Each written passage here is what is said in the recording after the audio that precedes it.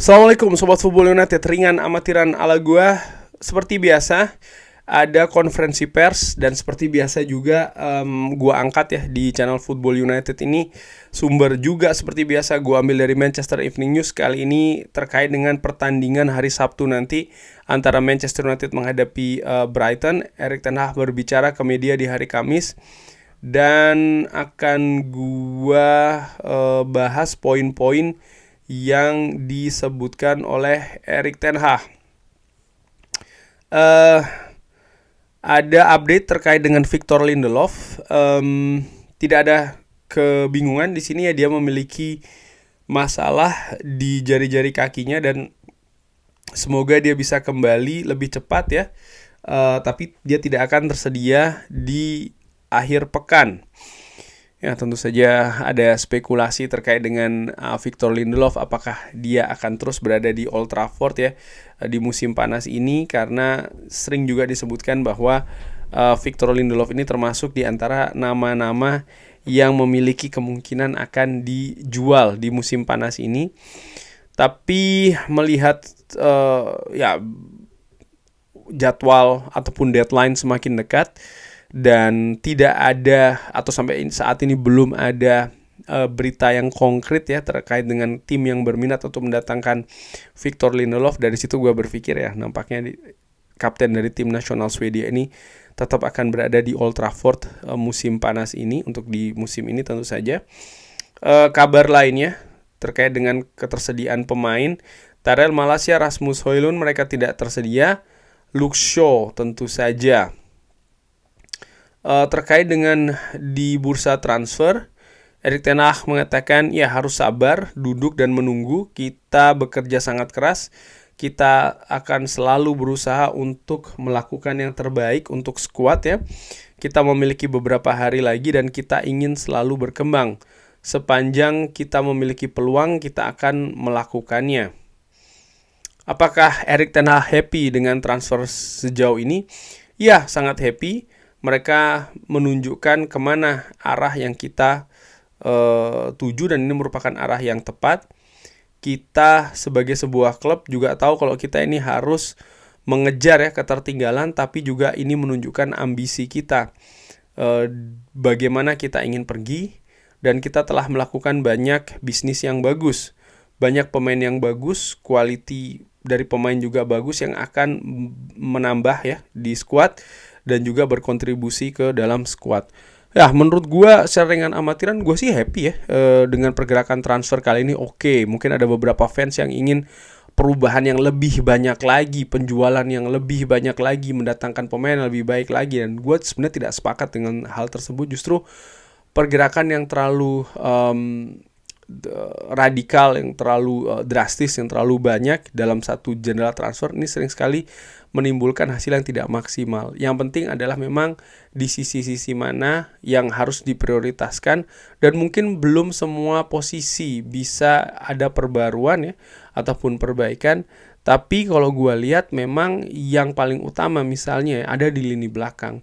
Bagaimana memang musim lalu lini belakang terutama center back ini menjadi titik lemah dari Manchester United. Ya, ingat bagaimana berapa banyak pasang back tengah yang dilakukan musim lalu, ini bukan sesuatu yang sehat. Lalu juga situasi back kiri misalnya ya, Manchester United hampir sepanjang musim itu tidak memiliki back kiri murni. Jadi memang di lini belakang ini sangat urgent, sangat harus diperkuat. Dan juga melihat Aaron Wan-Bissaka selama 2 jendela transfer musim panas sebelumnya selalu dikaitkan dengan pemberitaan akan selesai di Old Trafford, akan dijual, tapi tidak pernah terjadi. Manajemen tidak bisa mencari solusinya pada saat itu, tapi kali ini itu bisa dilakukan. Aaron Wan-Bissaka akhirnya selesai di Manchester United ya, manajemen sukses mencarikan klub baru, artinya negosiasi dan lain-lain. Di samping juga mendatangkan pemain-pemain yang di posisi memang harus diperkuat ya, prioritasnya yaitu adalah center back. Ada Leny Yoro, oke, tidak beruntung, sedang cedera. Tapi mendatangkan Matthijs de Ligt menurut gue ini juga merupakan opsi yang bagus. Lalu juga Nozer Mazraoui. Oke, Nozer Mazraoui bukan back kiri, tapi bagaimana dengan datangnya Nozer Mazraoui ini bisa memperbaiki kualitas di bek kanan sekaligus juga memberi tempat bagi Diogo Dalot yang bisa juga bermain di back kiri.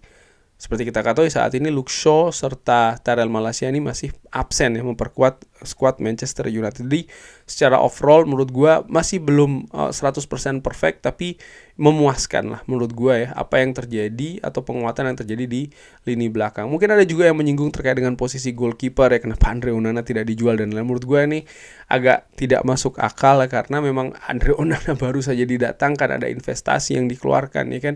Bagaimana juga proses daya upaya yang dilakukan oleh manajemen. Kalau memang ada kekurangan pemain-pemain seperti ini, pasti yang dituntut adalah bagaimana melakukan perbaikan. Dan gue secara ringan amatiran melihat dari apa yang dilakukan ya, misalnya ada gaya yang berbeda, build up dari belakang, lalu juga saves yang dilakukan. Oke, musim lalu di paruh-paruh awal memang dia banyak melakukan blunder, tapi bagaimana dia bisa catch up, dia bisa bangkit lagi sehingga di paruh kedua, paruh terakhir dia melakukan banyak kontribusi yang penting bagi klub. Kalau dilihat secara subjektif mengenai gaya dia ya, ini menurut gue tidak begitu penting ya, asalkan dia bisa berkontribusi.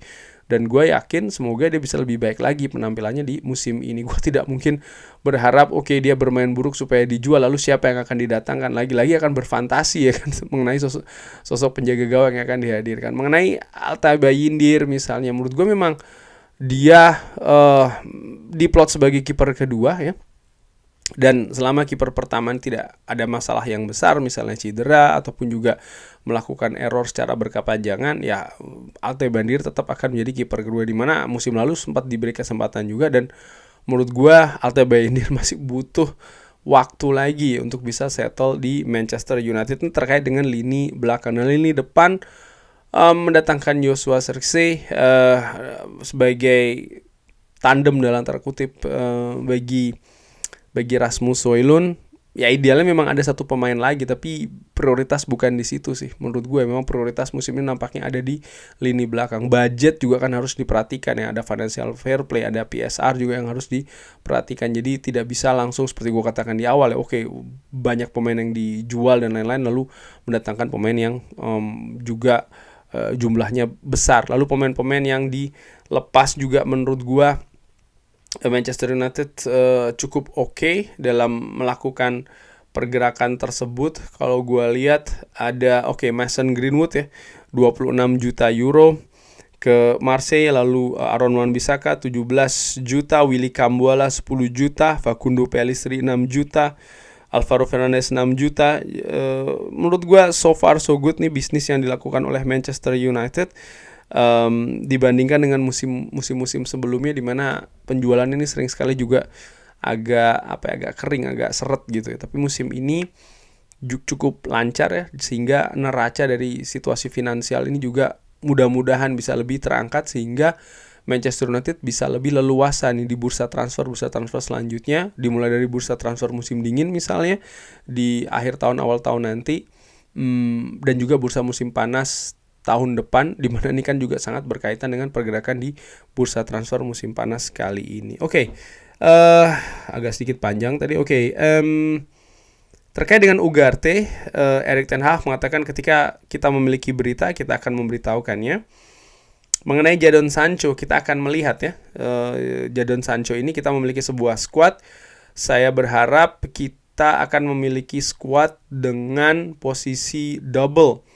Dan ketika kita masuk ke musim setelah September, tanggal 1 September ya, ini berarti Anda tidak bisa memilih semua pemain, tapi Anda membutuhkan mereka semua sepanjang musim. Kita harus mengaturnya. Attitude dari ataupun sikap dari para pemain ini sangat penting. Kadang-kadang mereka akan kecewa, tapi mereka harus menghadapinya. Anda menang sebagai sebuah squad. Dan hadiah yang disediakan di bulan Mei selanjutnya, dan sampai kita memiliki semua pemain di dalam squad dan pemain juga memiliki motivasi yang tinggi ya, dan ini bukan merupakan sebuah ekspektasi, ini merupakan sebuah permintaan di dalam squad. Ini masih tanda tanya terkait dengan Jadon Sancho, apakah dia akan ikut serta atau seperti apa, apakah memang dia masih ada kemungkinan cabut dari Manchester United. Segalanya masih sangat terbuka menurut gua ya. Walaupun Jadon Sancho secara banyak terlibat juga di preseason, yang tadinya gue perkirakan oke, dia akan masuk ke skema musim ini, tapi dengan situasi saat ini misalnya uh, menjadi tidak jelas. Oke, disebutkan sebelumnya dia ada cedera ataupun infeksi di telinga ya kan, sehingga dia tidak bisa termasuk di skuad menghadapi Fulham. Tapi Erik ten Hag juga menambahkan keterangan bahwa tidak semua pemain ini bisa dilibatkan. Artinya pemain Jadon Sancho jadi seperti apa nih? Apakah dia betul absen karena infeksi telinga atau memang ketersediaan atau seperti apa?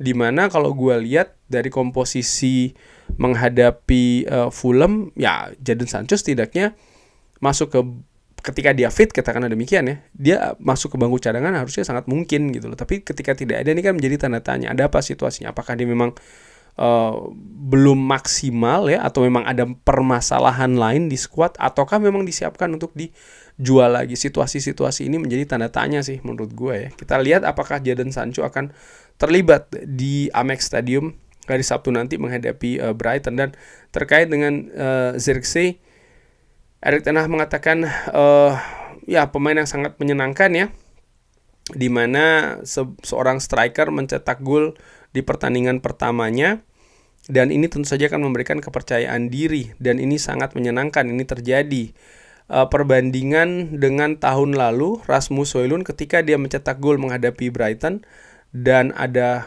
VAR, lalu 5 menit setelahnya datang ke kesimpulan bahwa bola ini melewati garis ya lebih dulu, artinya assist pada saat itu ya, ketika Manchester United kalah di Old Trafford ya, dan dia harus menunggu 3 bulan untuk mendapatkan gol pertamanya di Premier League. Dan tentu saja itu memberikan rasa kepercayaan diri dan juga memberikan kita kepercayaan diri sebagai sebuah tim.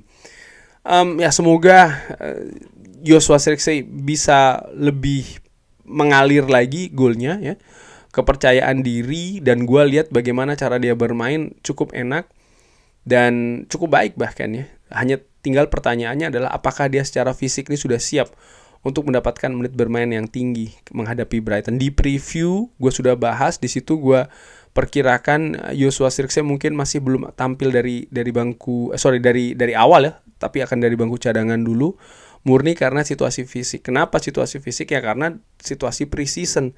Joshua Zirkzee ini tidak mengalami persiapan preseason yang penuh ya kan, karena konsekuensi dia memperkuat Belanda di Euro. Belum lagi ya fakta bahwa dia pemain baru di Manchester United, sehingga ada beberapa faktor yang ketika dikombinasikan gue simpulkan perkiraannya adalah ya mungkin dia belum diberi kesempatan dulu nih dari awal ketika menghadapi Brighton. Gue bisa jadi salah ya, tapi kita akan lihat seperti apa di hari Sabtu.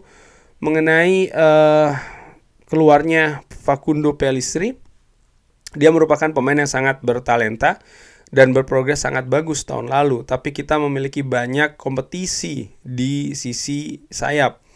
Kita melihat apa yang kita butuhkan sebagai sebuah squad, dan juga setiap pemain butuh sebuah perspektif, dan di momentum kali ini kita memiliki banyak pemain untuk berkompetisi di posisi ini.